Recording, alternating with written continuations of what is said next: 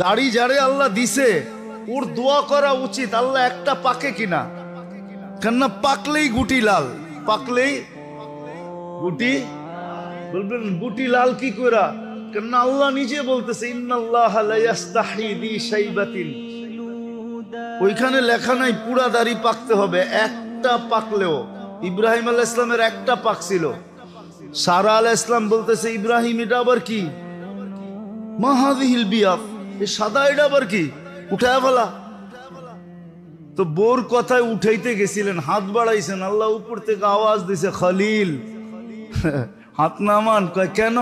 কয় এটা সাদা না, এটা সম্মানের সিল।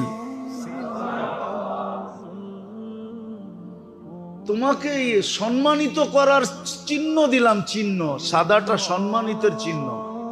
তো যার দাড়ি উঠছে ও তো কাটবে দূরের কথা, ও তো সারাদিন খতম পড়াবে, একটা পাকে কিনা। যদি কয় পাকে কি জন্য, কয় পাকলেই তো গুটি লাল, আল্লাহ লজ্জা করবে শাস্তি দিতে, আর কি দরকার?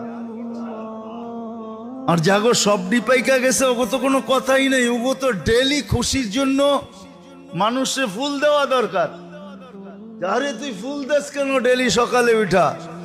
আরে দাড়ি পাকছে, ফুল দিমু না তো কি দিমু? আল্লাহ লজ্জা পাবে, লজ্জা। তো দাড়ি দেখে তো জান্নাতে চলে যাবে, কসম খোদা।